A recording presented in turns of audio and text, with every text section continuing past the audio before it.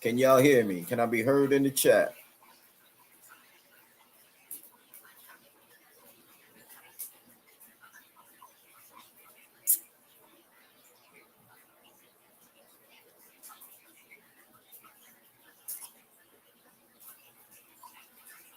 Holla if you hear me. 1 2 1 2. Holla if you hear me.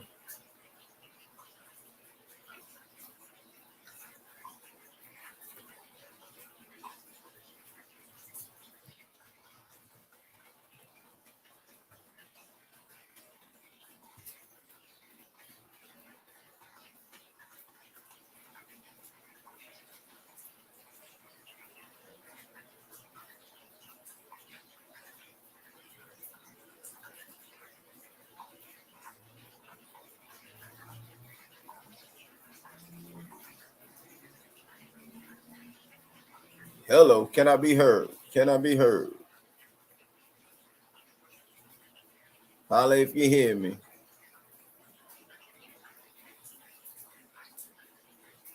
Uh-oh.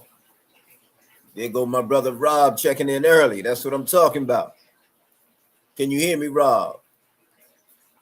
Let me know if you can hear me. Them KJs, peace and blessings. That's right. That's right. Good to see you in here, fam. Thank you much. Thank you much. Good to have you aboard.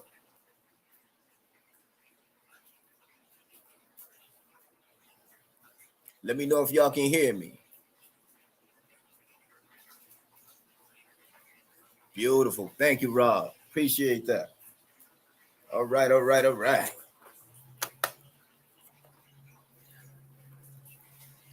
Yeah, so we just doing a little hanging out tonight.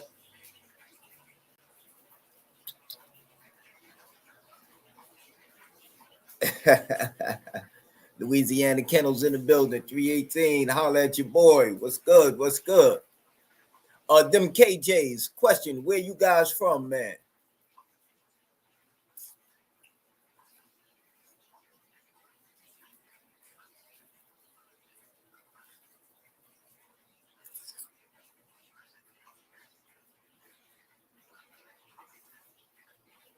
Sir Rob Keener in the building. Them KJs in the building. Louisiana Kennels in the building. Right, all right, all right.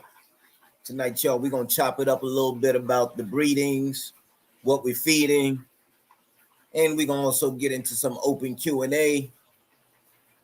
As y'all know, man, it's always a pleasure to share this platform with the brothers, man. So that's just a me thing.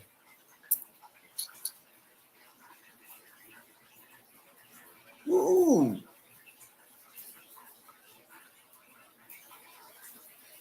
214 North Texas by way of Corpus Christi 361. I heard you.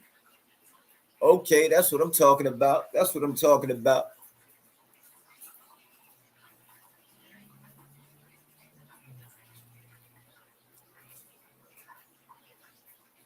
Yeah, Texas, everything is done big in the Texas state.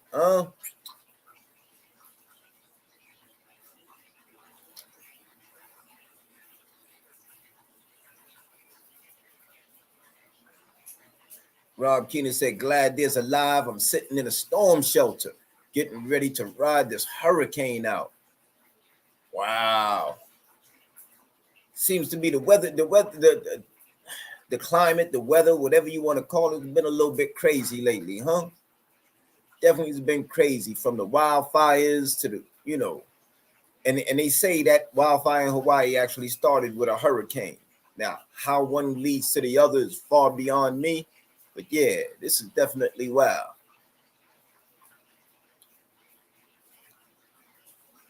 Louisiana Kennel says, starting with the studs first.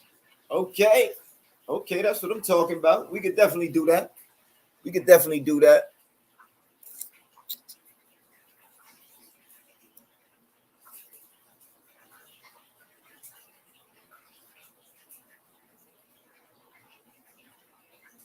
Then KJ said, teach big brother, I'm new to the game. Let me be honest with you, bro. Every day every day we should approach this thing like we new to the game. I don't care who it is.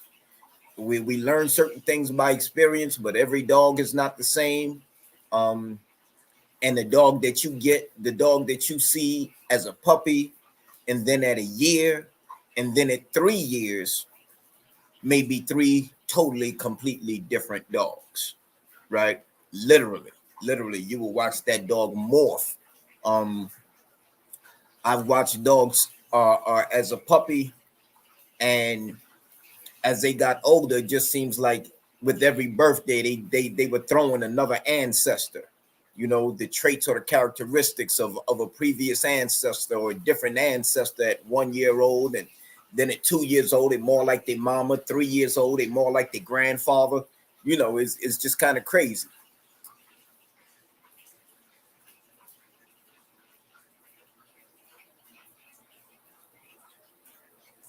Peace and blessings to the family worldwide. Absolutely.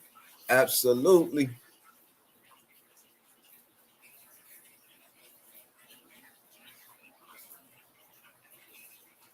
And don't forget to hit them likes. That's what I'm talking about. So, starting with the studs, right? Um, and I'm going to talk about basically this first breeding that we did with is my brother Asiatic. This first breeding that we did with the ghost face dog and Kitana. Now, to be quite frank, uh originally Kitana was supposed to go to a dog down in Georgia, right? Um, and it was Red Boy Jocko dog, and it was designed more of a battle cross than anything. However, as some of y'all may remember, some of y'all may recall that the way Katana came to Imperial was really by way of a purchase of the Fat Girl dog, right? So I purchased Fat Girl, Old Family Red Nose dog, because of her build, because of her structure, how she was set up. You understand? And I thought she would make an excellent. My brother Asiatic soldier in here with the 9.99 super sticker. That's love. That's love. Absolutely. I do appreciate it, man. When people contribute like that, man, there is so much that goes into this. Not to mention just the time to sit down and really do these things and keep it so that YouTube is not gonna flag it and the information can really get out there.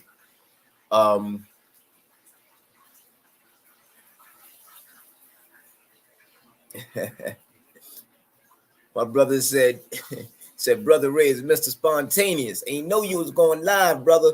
Bro, I'm trying to set this up for every Tuesday. Right sometime between 7 and 9:30. You know what I mean? And I usually try to get put out a short that announces it prior to this, and I try to put it on a community page. I forgot to put it on a community page, but I did put the short out around 7 o'clock.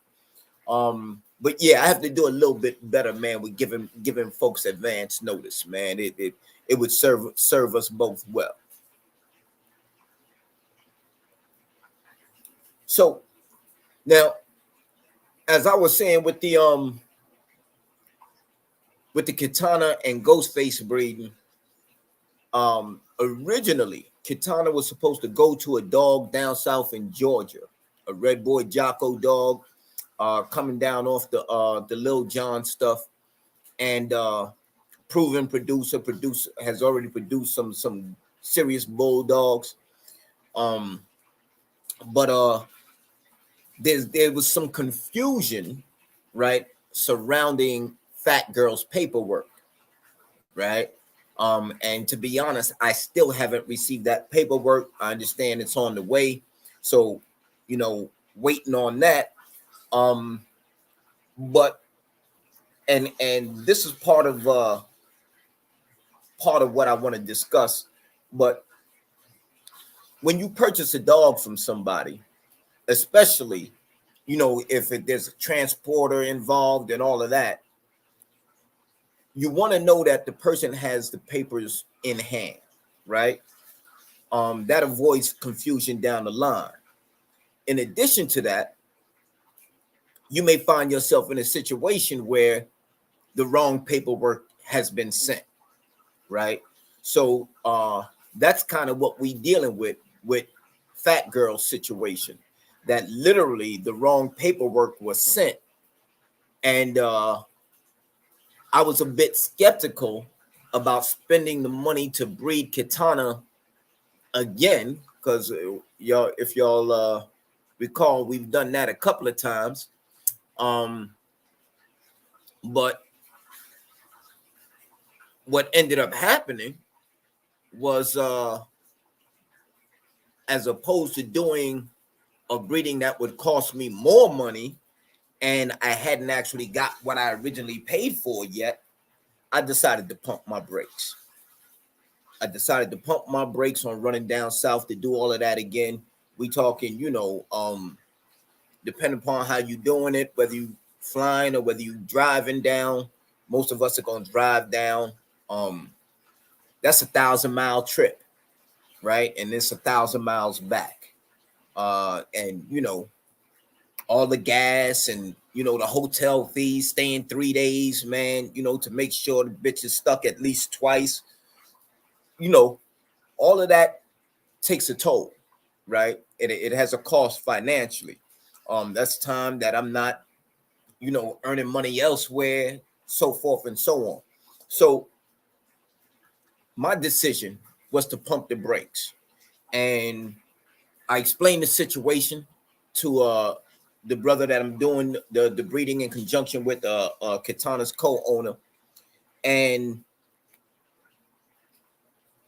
I explained to him that, as opposed to missing this heat, we could go ahead and cover her with one of the dogs that I have here, and it should produce a nice, a very nice litter of some high prey drive dogs showing excellent athleticism and super mouth. Both Ghostface and Kitana, they actually, they compound those traits. Ghostface is a super athletic dog. He's lightning quick. My nickname for the boy is Red Flash. Now, where Kitana's concerned, I mean, we've all seen her work. Like, she needs very little introduction. Tata is, she's a fool on the chain and she's a fool in the field. You know what I mean? That's just who she is. Very athletic dog, super win, great drive. And both of them have hella mouth. I got caught in the yard one day with the flirt pole. Kitana managed to grab hold of the tees, and literally, y'all, I had to edit 10 to 12 minutes out of the video because I didn't have a brake stick on me, and it took me that long to get the damn thing away from her. Literally, for like, she held that thing for a good 10 to 12 minutes. Absolutely. So before I get too far, into that, let me jump on some of these comments. Let me see here.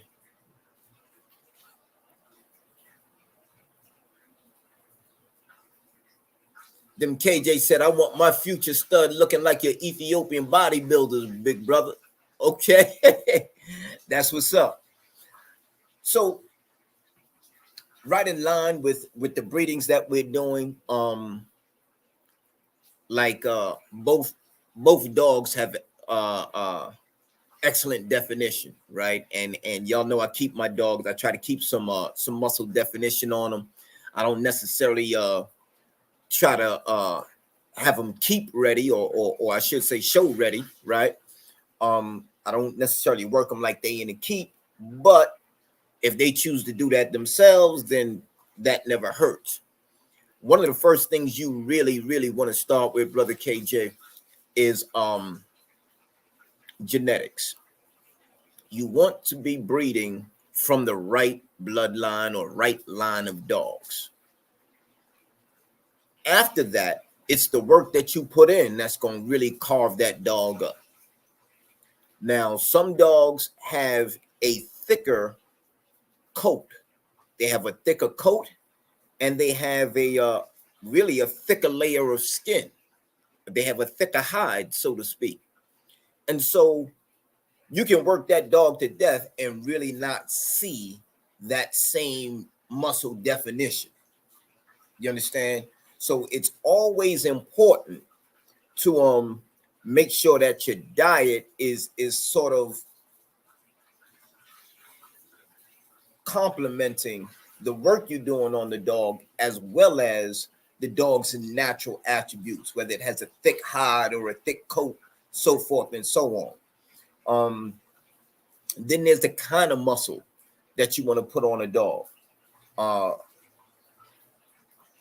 Big mass muscle where, you know, the dog is big and bulky and blocky has never really served the dog well when working, unless you're talking about weight pull, right? If you into the weight pull thing, then that's what you want. You want that big bulky muscle.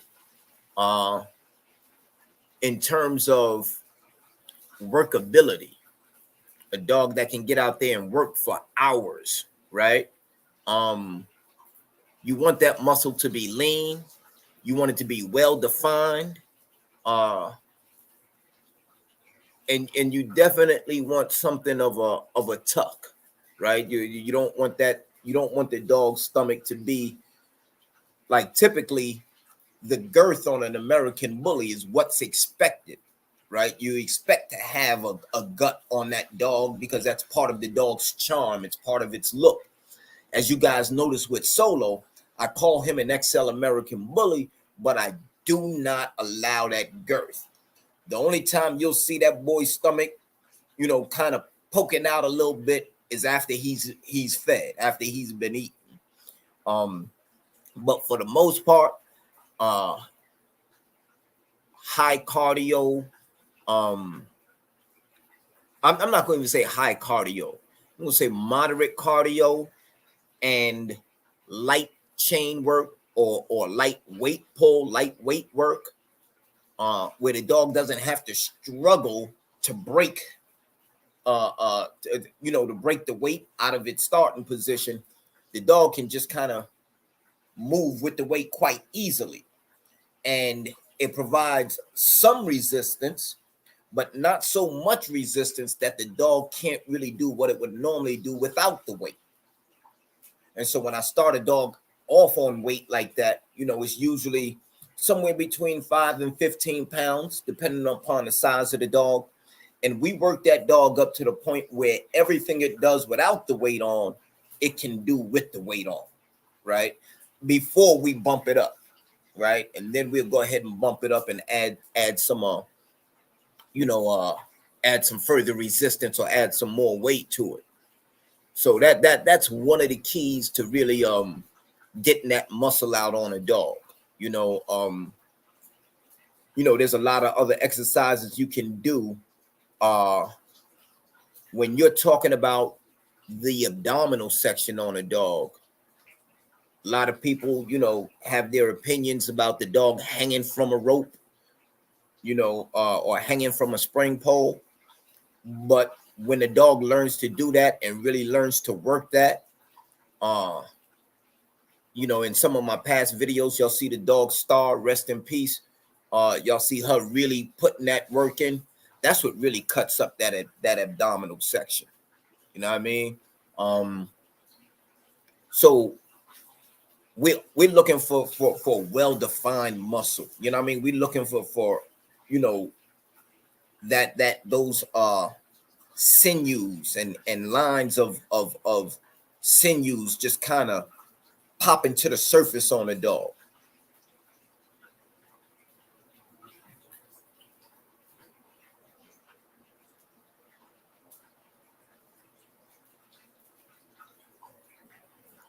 My brother Asiatic said, "You good, bro? Glad you live. Class in session." Yes, sir. Yes, sir, man. I can't help but give up the game, y'all. once you eat, live, and breathe this, it's kind of hard to talk about anything else. You know, you get your observations going, man, and it's a pleasure to be able to sit down with bulldoggers, man, and share those observations.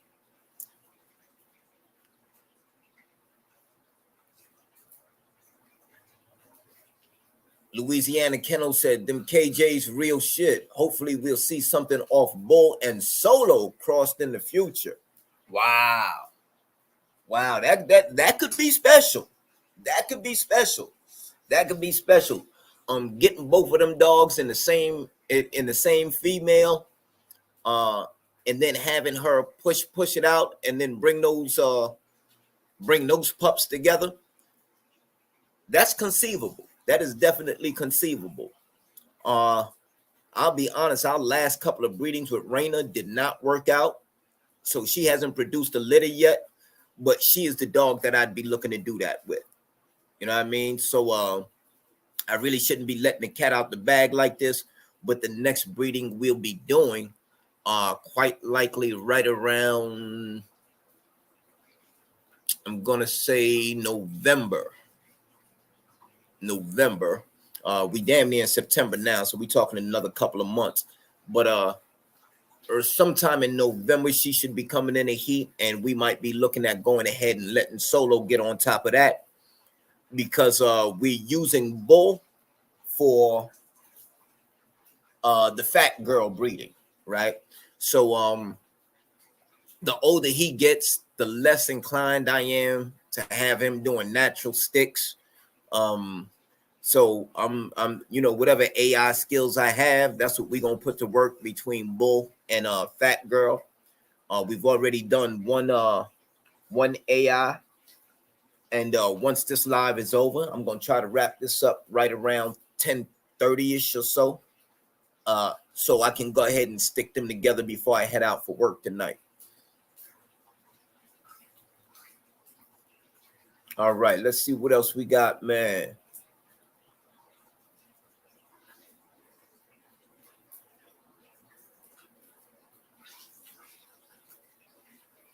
Yellow One in the building. Samurai Kennels in the building. Salute.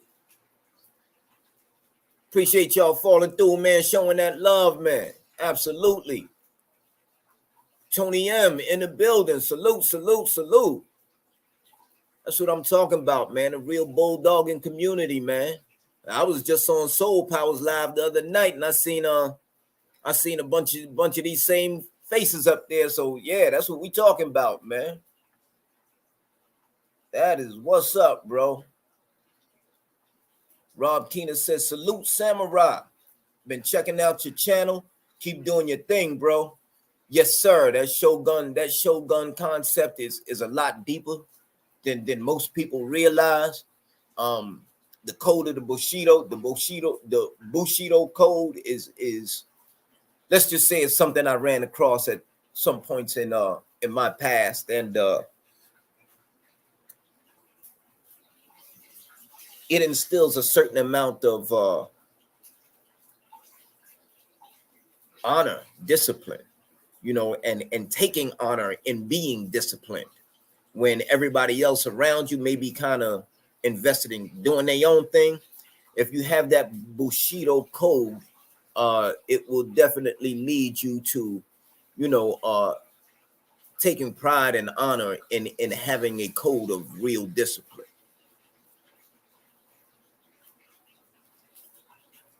All right. Them KJ said my female got a thick coat. So it's not to say that she won't muscle up, right? And you say she is a bully.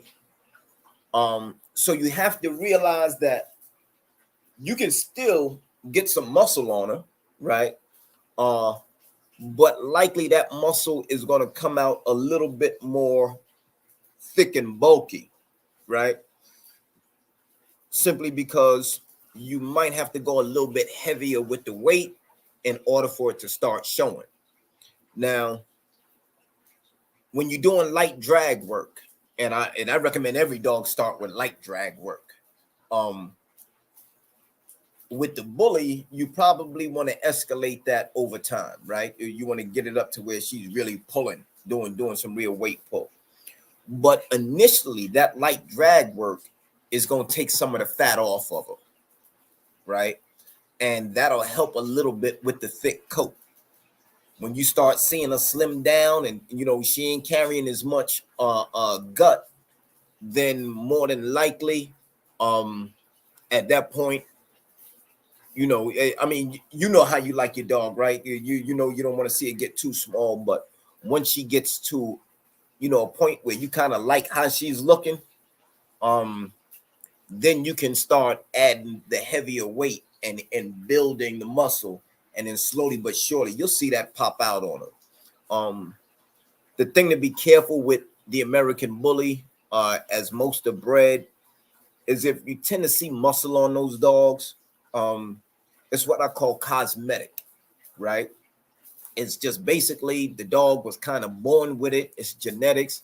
It looks real good, but it's not terribly functional, right? So it's not like the dog is really as strong or as powerful as it looks. So you want to be sure that she's actually getting stronger, getting powerful, right? Because when you go to breed her, those are the genetics that you're going to be passing on, right? She'll develop a work ethic at some point, right? You want her to pass that work ethic on to the pups, so that your next generation will be even more, will show even more muscle and be more willing to work, and maybe a little less fat. It is difficult to find a true bully, if you will, that has those attributes of working muscle. You know what I mean? Real functional muscle.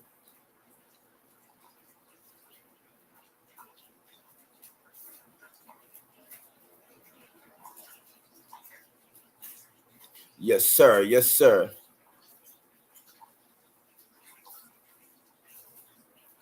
Yellow One said, yeah, bully males be looking like they're pregnant with a litter of Yo, listen, man. I ain't want to go there, man, but man, they be having them dogs looking real stout around the gut. And it's just not even good for functionality. You understand? Like, the dog trying to move itself, like with its own stomach in the way. So there's some challenges, you know, with the whole bully game. Uh, Most people would probably think that you know, the Camelot dogs fall in that bully category.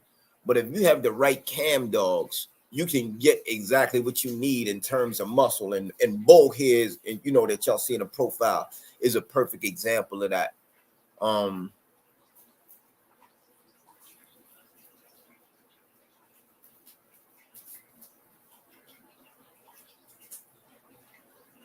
let's see what other questions.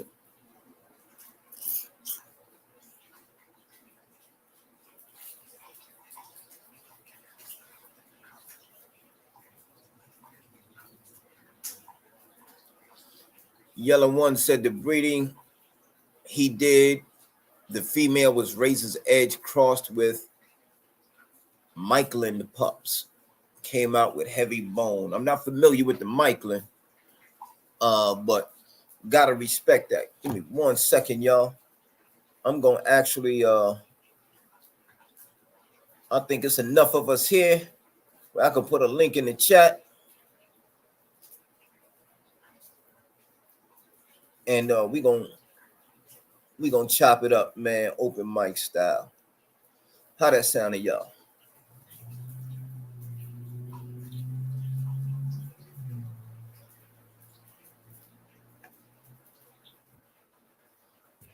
All right, y'all give me a second. I'm gonna go turn this chicken over.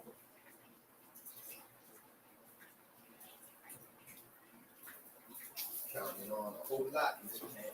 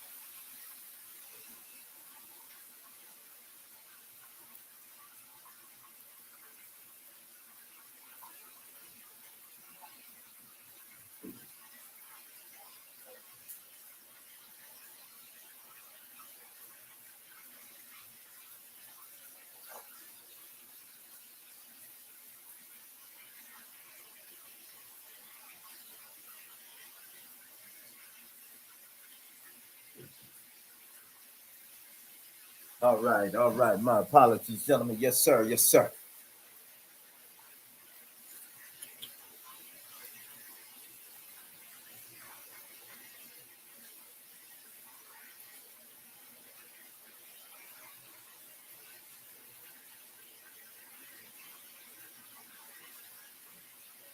All right. My brother Asiatic asks, what are your plans on preparations for the upcoming winter with the hounds? So there's a lot of interesting stuff going on right now. Um, as y'all know, let me put this up here, man. Somebody want to grab that link and hop on? I'm more than happy to invite y'all, man. Um, but in terms of the winter time, man, one of my major concerns is heat, right? Um, and you can put all the straw in the world in a barrel. These northeast winters, man, especially if we get hit with a nor'easter, it requires a little bit more. Um, a dog like Ghostface, they tend to tear up the insulation. Uh, you know, uh, if y'all remember when I first set up my barrels, man, I had insulation going around the outside of the barrel, and then I had some roofing material over the top of that, and then we stuffed underneath the barrels, under the pallets, we stuffed that with hay, and we stuffed the underneath the barrel itself with hay, and then we stuffed the barrel inside the barrel with straw. Even with all of that, I wasn't completely satisfied with the results. You know what I mean? I know it gets cold, and the American Pit Bull Terrier by nature has a relatively thin coat. So I just don't like to see, if I can see the cold knocking the fat off a dog, then to me that's too cold for the dog, right? Um, so what I'll be working on, and I'm not gonna give it away just yet. I'm gonna be working on a way to heat those barrels so that, and mind you, I'm something of a naturalist. I believe in environmentally friendly type stuff and stuff that's natural. Um, so my approach has got to be somewhat unique. Once I put it together, I'll do a video on it and show y'all how the barrels are being heated. But yeah, I've been mulling over the design and the setup and exactly how it's gonna go. Uh, how long, I really want the barrels heated, because if the barrels get too warm, the dog is gonna step out of them. I mean, the dog is gonna get out of it. Um, Also bear in mind that huskies, right? They have a very thick coat, um, and it's kind of in their DNA, right? But they actually bed down into the snow. They'll actually, burrow down and dig themselves a little ditch, a little den, and lay down in that, and kind of almost cover themselves with snow, damn near like an igloo, right? And that's something that you won't necessarily see, our dogs do, right? They're not genetically predisposed to knowing how to work with the cold like that. So that's one of the things that we're gonna be doing. Um, I've been working on another idea where basically it's gonna be something of a septic tank, right? It's gonna be like a little homemade septic tank, and as opposed to, you rake your yard, you pick up the poop and all of that, as opposed to throwing it in the trash, flies gather in, and all that kind of stuff, and then the flies get it. Once the flies is in there, they laying eggs, and the maggots. You go to throw that stuff in your garbage can, and next thing you know, you got to clean out the garbage can every time they come and pick up the trash. So that's another thing that I want to be working on. And then the third thing for my yard specifically, I don't want to put the burden of the upkeep of my dogs on nobody else, right? So while it would be helpful, right, if I could just run a hose from one of the houses nearby and keep water in them that way, I'm looking for a more of a rain barrel type solution. You know what I mean? So we're gonna be moving to that. For the winter time, that will also have to be somewhat heated, but the way it snows and rains and all that and hails and all that stuff out here, that rain barrel should stay full. You know what I mean? So that's just a couple of ideas that I have for the winter coming up. Normally I bring dogs in the house based on what's going on with them, right? When Tata was running herself down on that yard, I had no choice but to snatch her ass off that yard and bring her in the house just to slow her down, right?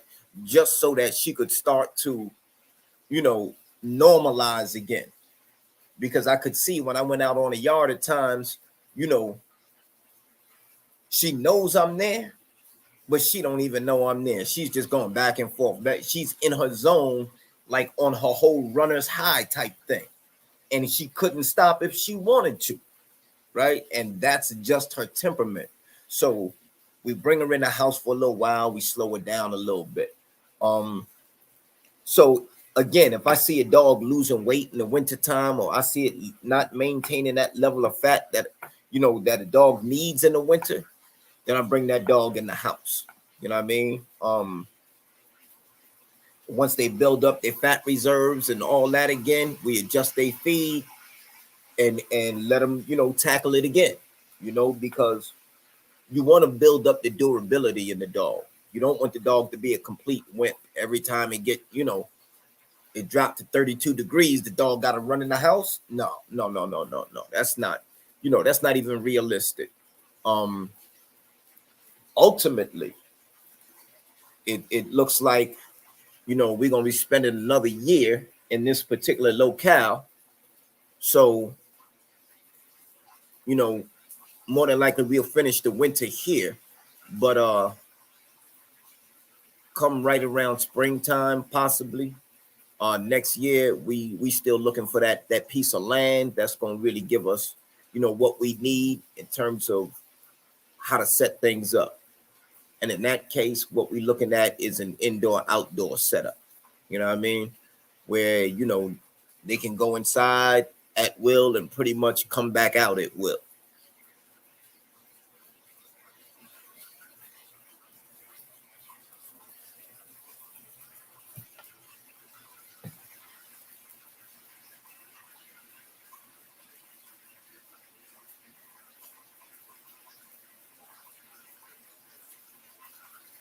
Asiatic said, will you be upping the feed or changing the brand of food for the winter? So my feed regimen is very funny. Right now, because of time constraints, time and efficiency, I'll say, I'm feeding diamond high energy across the board. But honestly, for what I've noticed, right, every dog kind of has its own feeding needs, right? So for example,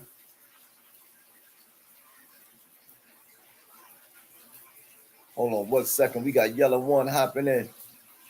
All right, there the brother go. Yayla. What going on, Ray? All right, there you go, bro. You in here, fam. So Okay.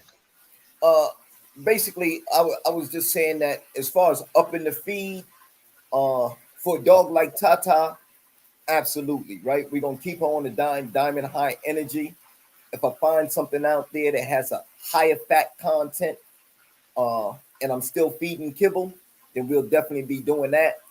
But if I'm feeding a regular raw regimen that I would like to feed, for me it's kind of like a chicken with some ground beef, in the summertime, in the warmer months. And when I say some ground beef, we talking more 80-20. You understand?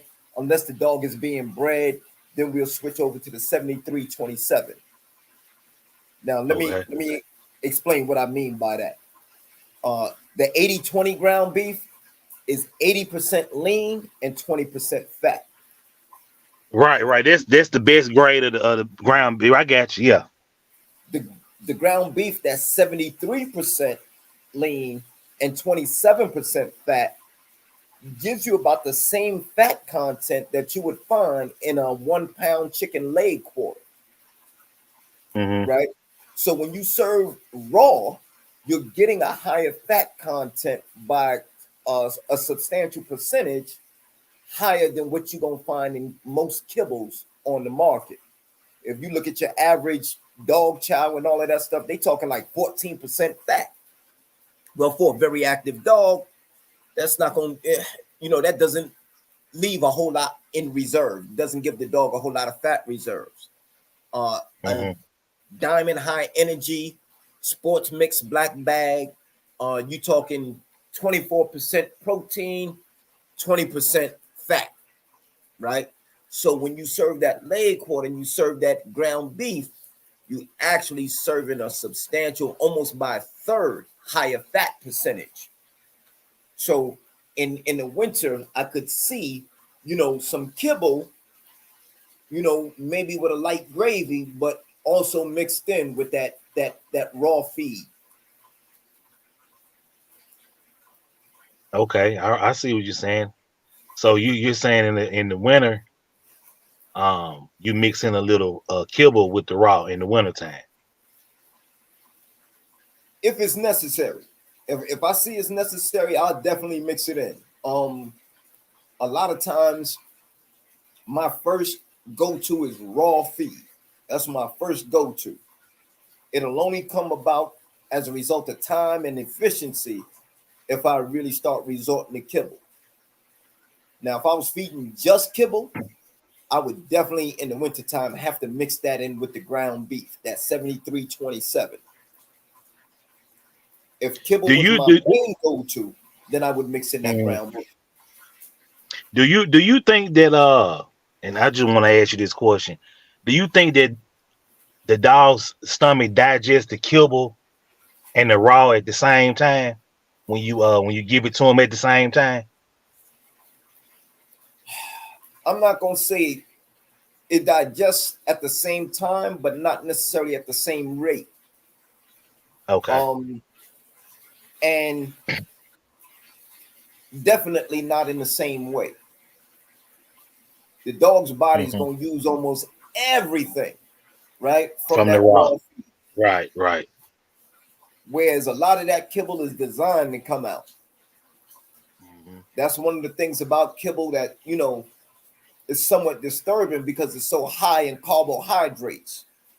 And like we were saying on last week's live, them carbohydrates have glucosamine as a byproduct. And that glucosamine will literally give a spike in energy to the dog and turn right around and cause the dog's energy to crash a half hour later. So a lot of dudes wonder why they got them 30-minute dogs, you understand, that can't seem to keep the same pace beyond 30 minutes.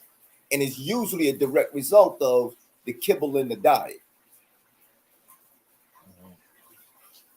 Even even if it's a higher grade kibble. Your higher grade again comes with, like that 20% fat, which is it's better, but it just doesn't compare to the raw feed. You understand what I'm saying? Even if you're Hmm. feeding pork, you know what I mean? A lot of pork in the wintertime is great because of the fat content on it, right? Okay. What's your thoughts on when you hunt the dog, when you getting the dog ready to hunt? Do you prefer kibble over raw? A high quality kibble over or raw? I would much prefer the raw. I would much prefer the raw because the raw is going to give that high fat content that once the dog is run through the protein in the system, it can now call on those fat reserves, right? Kibble is only going to give you but so much fat reserve. Mm-hmm. I think the highest I've seen in a kibble was maybe 20. Oh man, I want to say it was either 24 or 26, right? Oh, you mean fat? Fat. Right. Okay. 26%, 24 or 26% fat. And Mm-hmm. that kibble itself was like $80 for a 35-pound bag. I forget the brand that I was looking at, but I want to say it was either a diamond or that Wholesome's brand is actually an offspin of Sports Mix. Yeah, I And it's won't buy. I won't buy none of their food.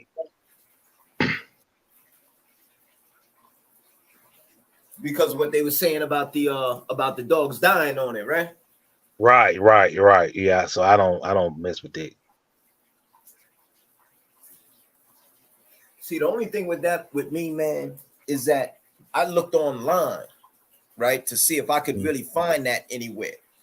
And honestly, Southern Triple J was the only dude I heard say it. Yeah, I heard them say it too. I actually heard And I about never it. saw it nowhere else. I looked online. I did the research because that was my go-to for a while. The only reason why I use Sports Mix Well, Black Bag is because the Diamond Energy is 50 pounds compared to the 44 pounds of the what's the name of the Sports Mix. yeah, but you're saying that you're saying that you're saying when he said it in a video maybe a month ago. That's what you're saying when you heard it. When you heard him say it. I would say maybe a little bit longer than a month ago.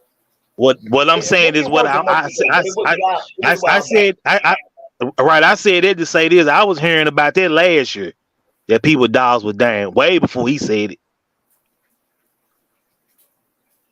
Yeah, I was hearing about that way before he even said something about it. I think I seen the video where he said they breed German shepherds, or some people breed German shepherds, and they German shepherds will pay. Yeah, that video was like a month old, but I was hearing about sport meets like in 22. I think at the end of 21. So I mean, I never really just Okay. I hadn't fed it. I hadn't fed it When in years you heard anyway. about it back then, where was you hearing it from? Because normally stuff like that gets reported. You understand what I'm saying? And there's going to be a recall on that product from them stores. And I looked for the recall, and Sports Mix. From what I can see, there hasn't been a recall on that. Mm-hmm. I mean, if dogs is dying, man, somebody's gonna say something to Sports Mix, and Sports Mix got no choice but to pull that stuff. You understand? Mm-hmm. Mm-hmm. I can't remember where I heard it at. Mm. I can't remember. But do remember going in a Tractor Supply and they didn't have any of it. I remember that. It wasn't on the shelves. I do definitely remember that. Yeah. The two brands of kibble I work with most often is the Sports Mix Black Bag and the Diamond Red Bag, the Diamond High Energy in the red bag. And I'm lucky if I could go into Sports Mix and Tractor Supply and find either one of them on the shelf. I had to talk to management and find out when they get their shipments and time my joints, accordingly, because that stuff flies off the shelf in there, man. Mm-hmm. That stuff flies off the shelf. I haven't, there's like I'm not hearing anything about it up this way. Mm-hmm. So Well, that's what I'm saying. Maybe a lot of times it affects certain areas because all the food don't get shipped to it's not all milled. Like they meal certain foods for certain areas of the country. That's why, like when Diamond was killing people, dogs, it was just on the East Coast. It wasn't down here it wasn't in the South. It was on the East Coast when it was killing they dogs. So they don't send all the batches. It gets made at the same place, but it's different batches go to uh certain parts of the country. If that makes any sense. Mm-hmm. Mhm.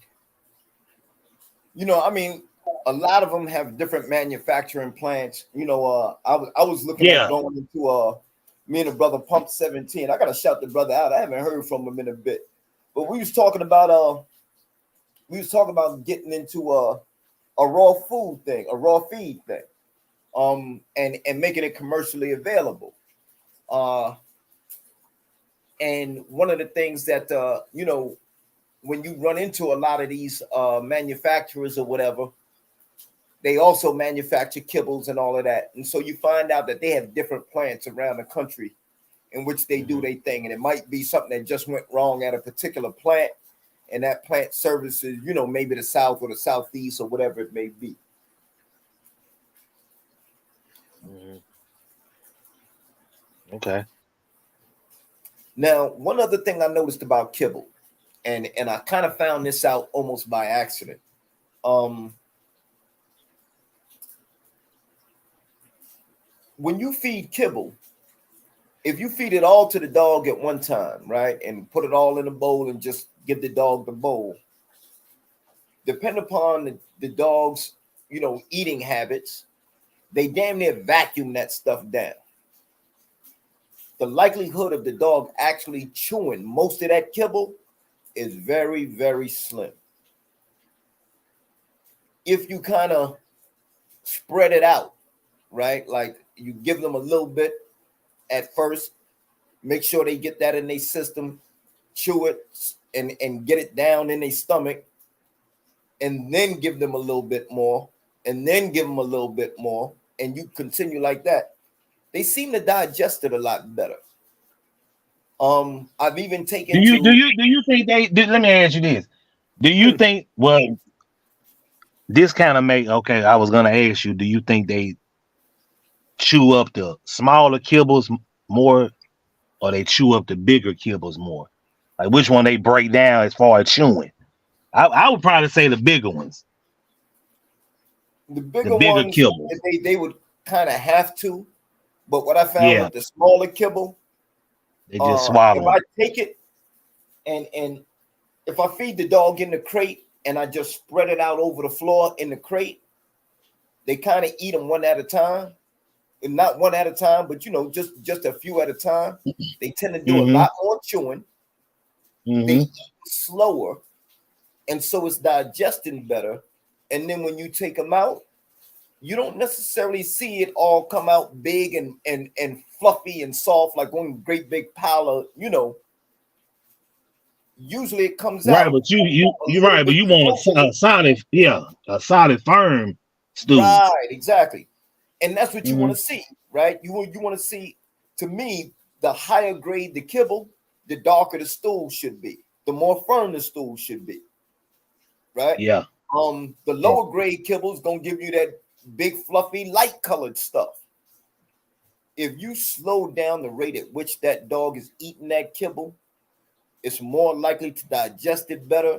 And then when you work that dog, it's gonna come out not quite like raw feed, not even close to raw feed, but it'll come out much better than you used to seeing a kibble come out. So the dogs tend to digest the food much better the slower they eat it. Mm. At this point, I don't even Okay. use a bowl to feed the dogs no more. I just spread that joint right out on a crate. You know, well, the dogs on the yard, you know, they gotta eat out of a bowl. But the inside dogs, man, I put them in a crate and spread that food out right on the floor of the crate, man, and let them do their thing, man. Okay. All right. Yeah. They I kind of digest can good kind of see stuff. what you're saying. Yeah. I kind of understand. Yeah. I see what you're saying about that. About them chewing it slower because chewing it and they chewing it because they picking up each kibble, Right. individually. Yeah. Cause see, The I reason I feed really value for started doing that was and because it's I had a smart, huh? dog, man, that used to the way she would eat, she would consume that stuff, and Solo used to do the same damn thing. They would consume so much of it, they swallowing it down, and then they got to spit it back up. And when they spit it back up, you can see that it hasn't digested at all. Like they spitting back up whole clumps of whole Mm-hmm. kibbles. So I said, man, y'all gotta slow this shit down. Right. Got to make them, eat it, chew it, swallow it, make sure they ain't still smacking their gums before you give them some more. You know what I mean? You got to really, really slow them down, man. Louisiana Kennel said warm broth over the kibble does good, but also organs to keep those muscles with energy and heated. Heat lamps good too, and double layering of tarp for roofing and protection from the north wind. Indeed, indeed. I actually used a sort of roofing rubber mat and laid it out over the barrels. But when the summertime came, man, they tore that shit right off the barrels. They ain't keep that shit up there. They tore that Man, shit I know. right off Like the barrels. I'm now, what I do in the wintertime is I just because it's not consistently cold down here. I'm in Mississippi, so it's not cold on a consistent basis. So I do, but I do go and buy wheat straw. I don't buy hay. I don't fuck with no hay in the wintertime. I don't use hay because hay breaks down quicker than wheat straw. So I use wheat straw. It's way more tougher than hay. So that's what I use in the wintertime to insulate my dogs. Is wheat straw. You know what I find? When I put that straw in the barrels, especially in the summertime, they knock that They shit right kick it back out. up. They hot. You don't Yeah, never put straw in a barrel in the summertime. I don't never do that because it's hot. They gonna kick it out. In the summertime, I use a few shavings. They get a few shavings. That's it. Now don't put no yeah. straw in the summertime. It should be hot. I mean, I use it more as a bedding, so it's nowhere near what you would put in the wintertime. In the wintertime, I make them fight to get in that damn barrel. You understand? Like they really got to fight to get in there. There's so much damn straw in Right. there. But Right. in the summertime, man, I put just enough on the bottom of the barrel so that they can lay down. And even then, they still kick it out, and then they lay down on it outside. Dog, Mm-hmm. it's so damn Yeah, it's funny. hot. Yeah, yeah, man. Yeah, I But had let me ask you a question, man. You ever had one of your females kind of start leaking like some black stuff while she pregnant?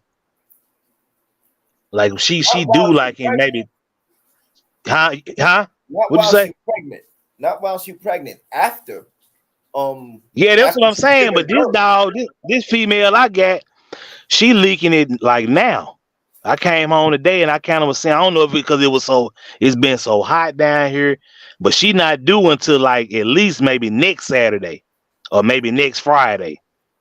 Yeah, that don't sound like a good sign to me. I'd be worried. Yeah, I'd be worried. yeah. Did you hit it with any antibiotics? No, I didn't hit her with no antibiotics. No. Penicillin should still be safe for her. Penicillin should still be safe for her. So if there's something going on, you know what I mean, you may be able to catch it before she actually dropped. But But it looks like the stuff that they have after they have, that black discharge and stuff. That's what it looks right, like. But I that hadn't, that, I that, hadn't, that may I be that hadn't, may be pups lost, bro. huh? That may be her losing them pups. I wonder why. Oh, man, this never happened before. This not her first litter. She's been bred several times. But shit. Yeah, nature funny as hell, man. I definitely shit. You know how many she carrying? Nah, I I mean, don't do know. she She look like normally have she you say she looked like she about to drop when? she I bred her. I bred on July the 10th and July the 12th. So she Okay. ain't got long. She ain't got long to go. Right. So in the next She couple of not weeks or far. so, she should be dropping. Like in another week. Another week. Yeah. So maybe a week and a half. So but yeah, that's what I'm saying. I just didn't understand. I didn't know. I just kept saying maybe because it's been so hot. Down here the temp's been like 105 and 103 has been so hot the last 2 weeks. That's what I'm blaming. That's what I'm saying it could be. But Yeah. then again, I've never had this problem before. Like you said, nature is funny. This is not a Is she first swelling litter, already? Is she swollen up already? huh?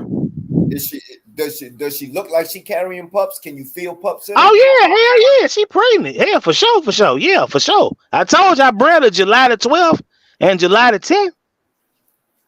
And the first of September will be what in a couple of days. Was Friday?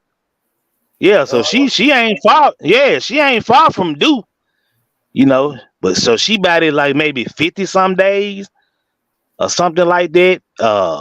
Yeah. So I mean, I don't I just never had that problem before. Never. Even when I was doing my bullies, like I never had bitches. I always, had puppies around the 60, the 58th, 59th day, 60 days, 61, like normal, like regular dogs, but I never seen this before. It was just a little discharge was coming out of out of vagina or whatever. I saw it today when I came home from work. Yeah, that's definitely one to watch, man. That's definitely one to watch, man. Yeah, I hope you ain't I got sprayed nothing her still down, going on. just kind of sprayed her down with the hose pipe. Um, she ate. I got fed her. She ate her food and everything. So, uh, and this is the first breeding that I did with my boy Santana. He hasn't been bred yet. This was his first breeding, and so I'm kind of really looking forward, kind of excited about it, too. So that's why I'm just gonna keep an eye on her and see how things go in the next few days.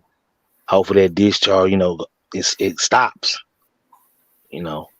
But she not pushing, she not trying to push or nothing like that. But yeah. Right. Hmm. Quick shout out to the brother Inquisitive Jen. What's good, fam? Good to see you in the building, bro. But I would say, Yellow man, just you know, be prepared. Just in case something went wrong, man. Because if she got a stillborn, she may not be able to push it out. You know what I If mean? she got what now? If she got a pup in her that that passed already, um, she may not be able to push that out. So just Yeah, just be that's on what I'm point saying. there. When it's time for her to drop, try to feel around for everything that's up in there and make sure everything come out, bro. Because I've Yeah, but never seen that's what I'm saying. I don't think she done had no pup. I don't think she even had one yet. okay. Yeah, I don't even Well, think a bad infection. He said, yeah, if she bleeding before Louisiana Kennel said, yeah, if she bleeding before she is having a if she is bleeding before she is having a miscarriage or, man, she miscarrying this far along? I mean, it's possible, bro. Especially if Yeah, you say it's been hot. The heat stress might be getting her. You know, yeah, yeah, yeah, a dog can abort its own litter early in the game, right? And the yeah, way the dogs abort pups, the literally that little embryo, or not even an embryo, I guess that's what you would call it. The embryo will literally go back up in the uterine lining. You understand? But go right back into the lining on the uterine wall, and you'll feel a little knot there, right? That's literally a pup that got aborted, right? But right. once they grown and started forming, then the dog got to push that out. I mean, that thing got to come up out of that dog. And for some reason, a pup that's not alive or whatever, it just seems like dogs have a hard time pushing them shits out. So you might have to be Yeah, on deck for that, like literally, feeling around for whatever's in there and making sure everything come out. I know yeah, some people, they leave the bitch in a hot box and let her take care of it, and they come out and say, well, let's see what lived, let's see what didn't. You know what I mean? Mhm. I'm a worry wart, so I can pretty much tell when a bitch is about to drop or she's getting to that point, and from then on, it's just me and her. You know what I mean? Wherever her space is that we've designated for her to drop them pups, I'm right in that space and I'm right by her side, and like I don't leave the bitch side, man, till everything come out. Mhm. Well, like I said, I'm gonna keep an eye on her. I'm actually about to go back here and check on her now, and just see how she doing and see if I see any more Absolutely. discharge. Yeah, I'm gonna do that. Yeah, Louisiana Kennel said, yeah, if she bleeding before, she's having a miscarriage or bad infection in the uterus. Like I said, man, it can't hurt, because even if she did miscarry and and that discharge is in it, it may affect the other pups. So it can't hurt to give her that shot of penicillin, bro. You know what I mean? To knock out any infection that may be in there. Penicillin is safe for a pregnant dog. Right, right. It's safe at any stage of the pregnancy. Yes, sir. Yes, sir. Okay. Yes, Okay. sir. I wouldn't do the amoxicillins or and all that stuff, but the penicillin, you can definitely do that safely. Okay. Well, I was told that amoxicillin was safe for a pregnant dog.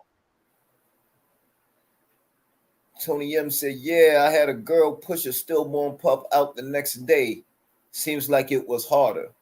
Yeah, man. For whatever reason, they just sit there, man, and I guess because the pup is not moving around no more. You understand? Like they fidget while they in there. They move around and bounce around a little bit. And once they die, man, it's really it's just sitting there like a rock in a belly. You understand? Yeah. So it's very hard for them to push them out, man. You got to really be hands on with that one. Mhm. But let's pray, man. That is just something Yeah, that's what minuscule. I'm praying. I'm praying it was just the heat. That's what I'm hoping. Just 'cause it's been so hot and straight. That's what I'm praying it is anyway. It shouldn't. Yeah, I mean, she shouldn't have a discharge at all at this point. Once her Nah, she estrus shouldn't. passes, yeah, once her estrus passes, all her heat passes, and all that blood is coming gone. You know, you do the breathing, she should be damn near back to normal for the next 30 days. For the next 30 Mm-hmm. to 40 days, that bitch should be running around like she normally do. You shouldn't see Oh nothing coming yeah. out of her. You understand? Mm-mm. Mm-mm. Oh yeah. So now that she's got a belly full and you see something oozing out of her, that's caution sign there. Yeah, yeah. I'm keeping an eye on it. I got some penicillin. I got some penicillin. I can give her a shot of it. Yeah, Tractor Supply keep they keep I think it's 100 milliliter bottle for like $30, $35 or something. Yeah. So I just messed up a whole bottle of it, putting it in the damn refrigerator. Call myself keeping it cool. My refrigerator is way too cold for that shit. When it I got froze it. yeah, froze that shit. Oh Ruined the yeah. whole bottle. Yeah, yeah, yeah. Once it freezes, you can't even use it. So I gotta go get some more. Uh, and being that we just did the AI with Fat and Bull, and we're gonna do another one tonight. I'm literally gonna have to the thing about the AI with me is that catheter going up in the female. You know what I mean? You put that Yeah. catheter in the female, you don't know if it's scraping something up and all that kind of stuff. So I Mm-hmm. always, hit them with that penicillin after the fact. So if that does happen, won't no infection or nothing set in there.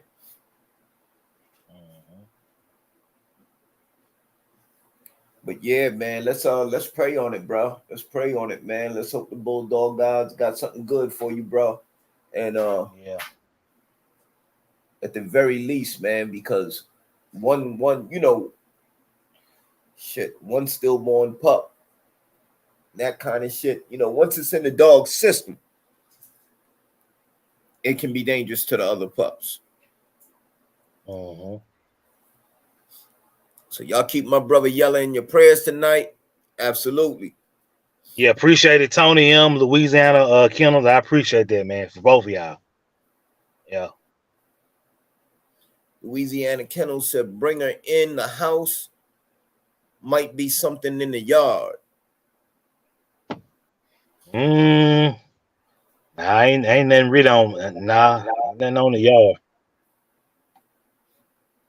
Asiatic, appreciate it, man. Thanks. You'll definitely see you'll definitely see the difference, you know what I mean, in the other dogs. Something should be, you know what I mean? Somehow, some way you'll see it in the other dogs. Absolutely. I ain't seeing nothing in the other dogs. And then we hadn't really gotten any rain, like any considerable rain in maybe over 40 days. So the grass is brown. Everybody grass look like hay. Everybody grass look like hay. I like it though. The mosquitoes not active. I love it. Mosquitoes be active when it's moist. Exactly. So yeah, I mean, I like I said, I told my wife, I said, well, let the grass stay. It can stay that color until the wintertime. We'll just start over next spring. It's brown. I ain't cut it since July. Yeah, seriously, yeah. So I mean, it just yeah. It's been a heat wave coming through here for about the last 2 weeks, 3 weeks. Yep. Yeah, but keep them mosquitoes down though. You know what's so crazy, man? Other parts of the country, they got hurricanes starting firestorms. I don't know how the hell that happened. But yeah. The weather just been crazy lately. Been crazy all over the place.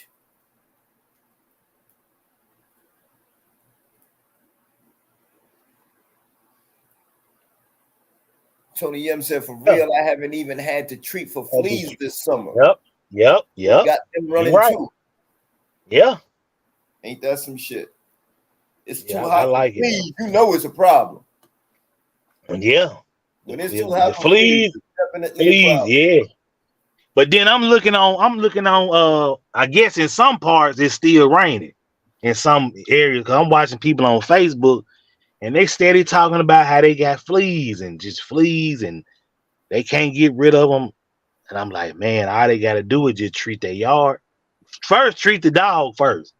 Get them out the dog. Well, treat your dog in your yard. And you can use 7 dust or the little granules or the intimidator granules. And how I do it, I actually talked about this in a video, but I got a spreader, a handheld spreader, and I spread all over the yard. But what I'll do is I'll cut my grass. I'll wait till I know it's gonna rain. I'll cut my grass low as cut it low, and then spread the granules all over the yard. And you let the rain water activate. It gets activated by water, and you let it get activated. I ain't had a flea infestation since 2011, 2010. This last time I had a flea infestation on my yard. Wow, that's serious. Yeah. Oh yeah, real serious. Yes, because I do that. I do that like at least once a year. You can find a day when it's gonna rain. Just cut your grass that day, or maybe the day before, and let that rain hit and activate it. The rainwater gonna act because it's just gonna get Right. Yeah, it's gonna get saturated. So I hadn't had I hadn't had a flea problem since like 2010 or 11. And I used to use the Comfortis. Them Comfortis pills, them pills, the truth.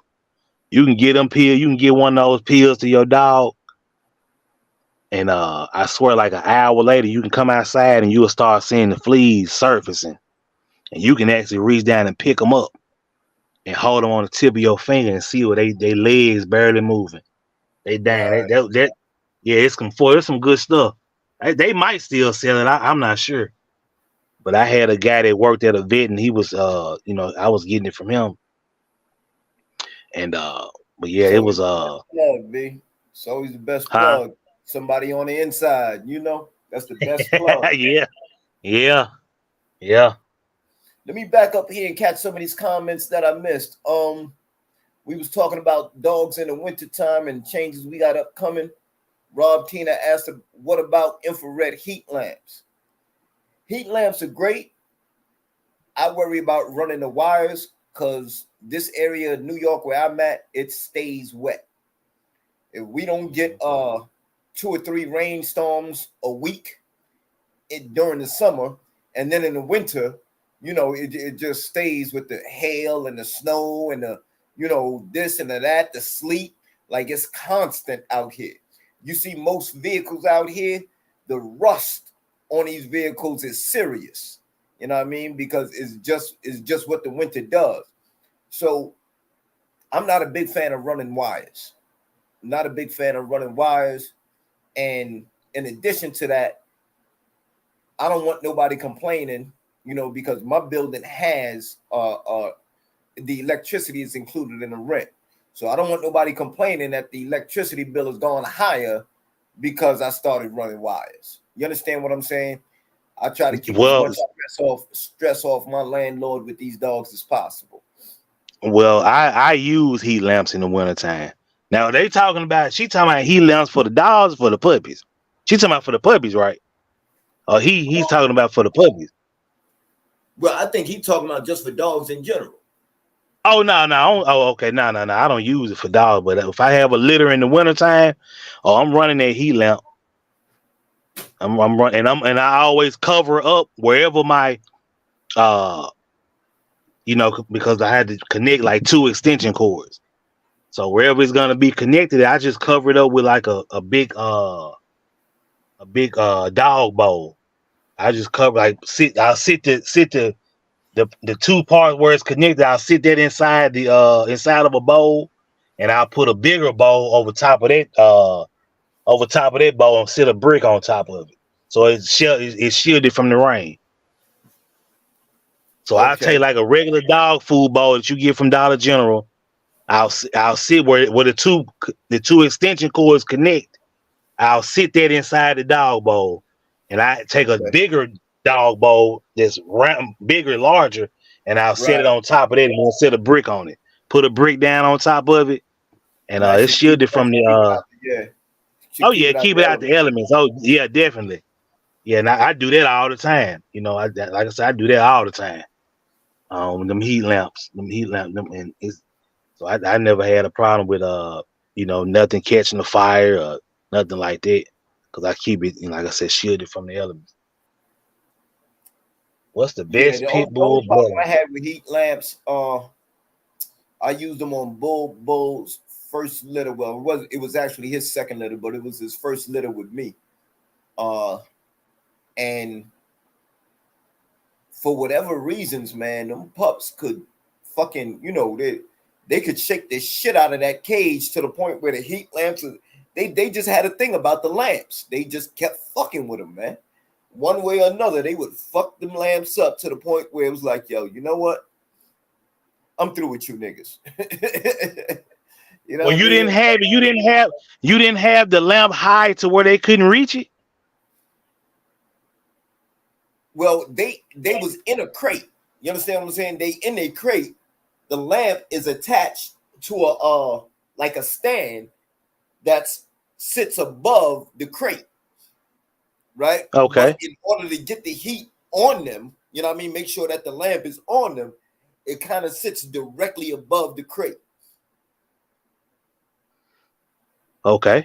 So when they get to acting up in there, they shake everything. I mean, like every time I come home, you know, a couple of exceptions, but every time I came home, man, that lamp was knocked the fuck over. And, you know, with some other bullshit. Then at the time, it didn't help.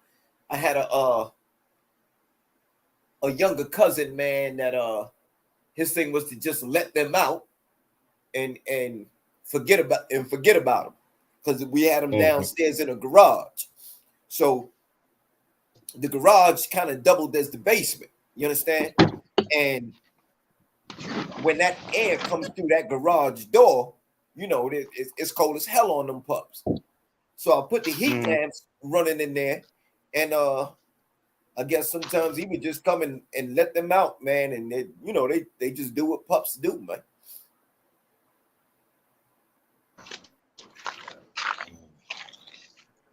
They tear the joint up.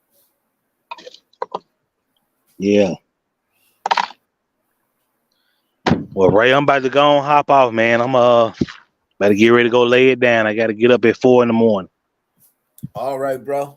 I gotta go in for 1:30 tonight. So yeah, I feel you. I'm with you. Okay.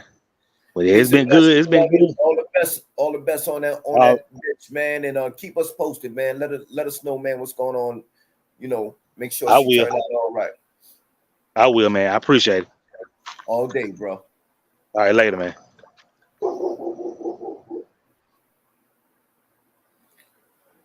All right, let me run back up here and catch some of these comments, man. We're gonna hop off here at 11, y'all, because like I said, I do have to go in for 1:30 tonight. So I want to get this in.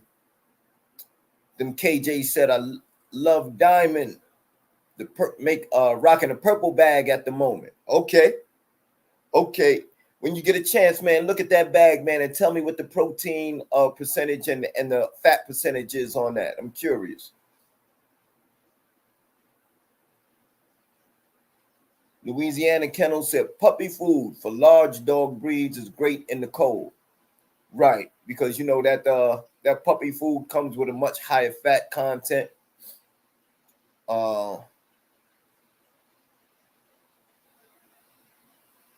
So that's always a good thing. Them KJ said gotta work on a raw barf diet. It's a little more expensive, bro, but when you only got 1 or 2 dogs, it's more than worth it.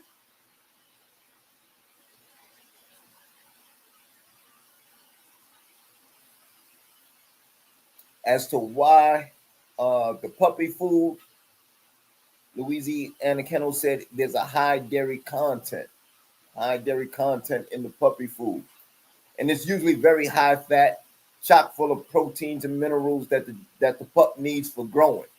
So it's a much more healthier route to go. Louisiana Kennel said Origin is the best kibble around, and then Victor.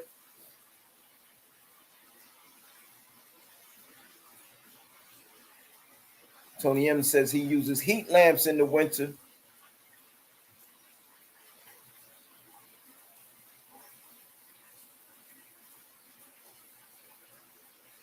Inquisitive Jen said, don't forget to check the expiration dates on those bags. A good percentage of dog food that makes it to the stores have a very short shelf life left.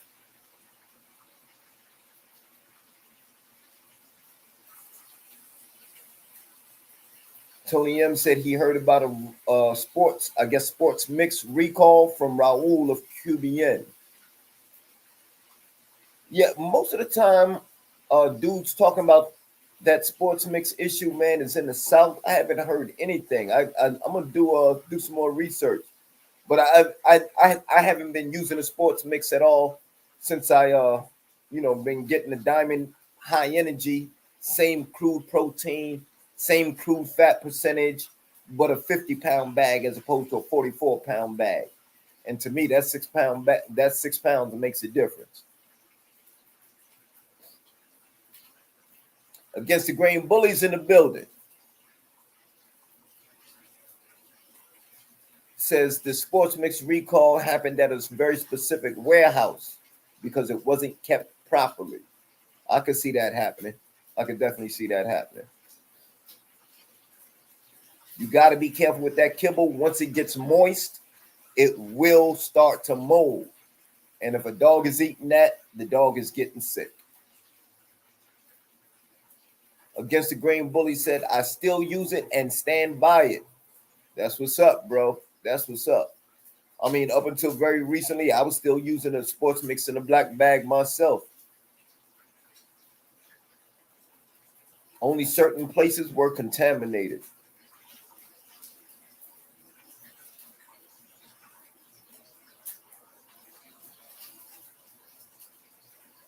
Then KJ said containment gets contaminated and different distributors.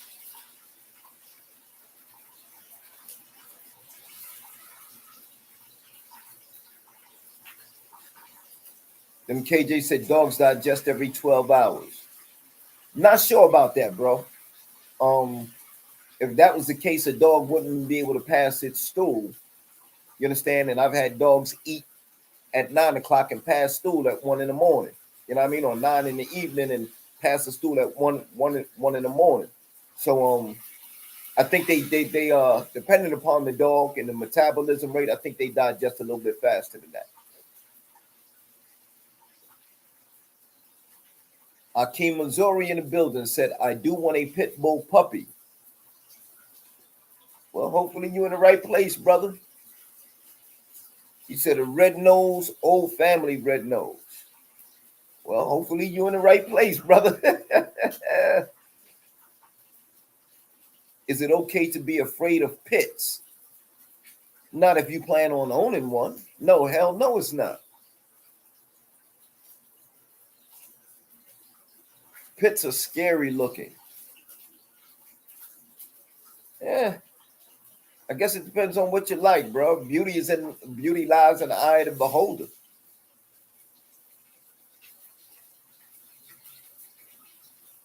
What is the best pit bull breed? Okay, so understand that the American Pit Bull Terrier is a breed. You have different bloodlines, such as Old Family Red Nose, such as Colby, such as Bolio Tombstone. To me, there is no best. A lot of it comes down to the handler and the breeder. So, you know, you make the dog what you want it to be, bro.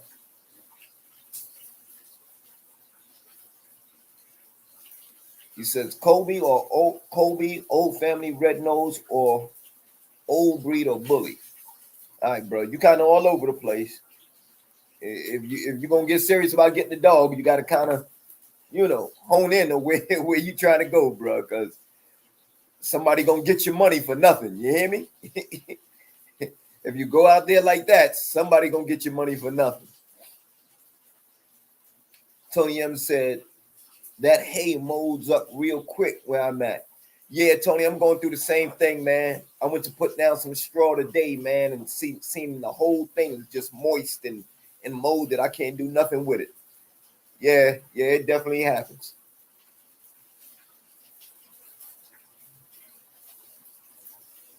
All right, I think we caught that comment earlier.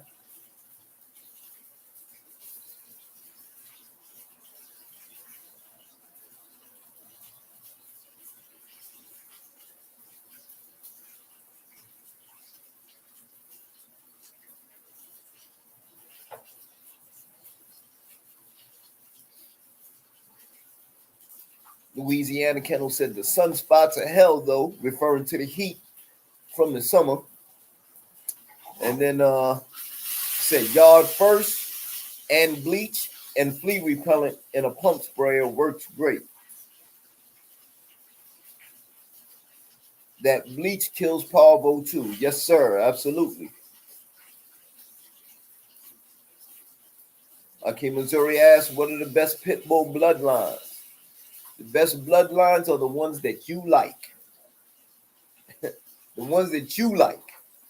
Don't worry so much about what other people say about that, man. You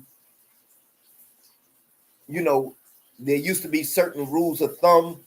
If you were looking for heavy mouth and a powerhouse dog, you went with Eli. If you were looking for a deep game dog with a lot of wind and energy, you went with Red Boy Jocko. But over the years, these dogs, these lines have all been crossed. So a Jeep Red Boy Jocko, Jeep Red Boy Jocko was a thing at one time. You put all that together.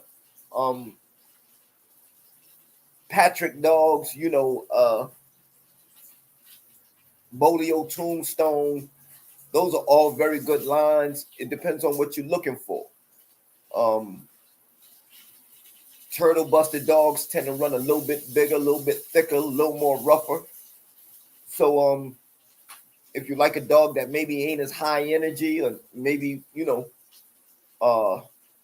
a little bit more cool and calm, except when it goes into action. Now you got to be prepared for the dog to flip when it goes into action. But if you're looking for a calmer dog, sometimes the dogs, the bloodlines that throw larger dogs are a decent bet.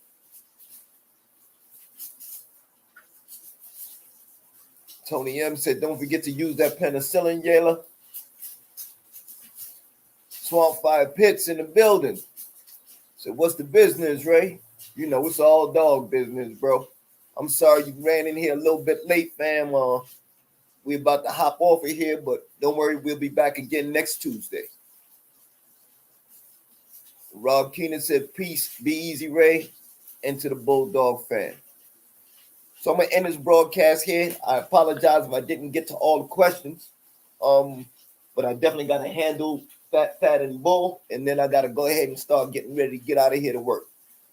Peace and blessing to y'all. And if there's anything at all that I can help with, I'm gonna put my email here in the chat. Don't be afraid to hit a brother up.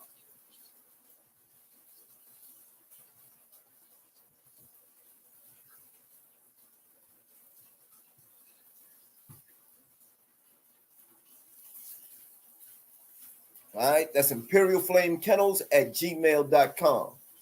Right, if you're looking for me on Facebook, Instagram, it's also Imperial Flame Kennels. Peace and blessings to the fam. Oh wow, my brother Abdul Kamal dropped in.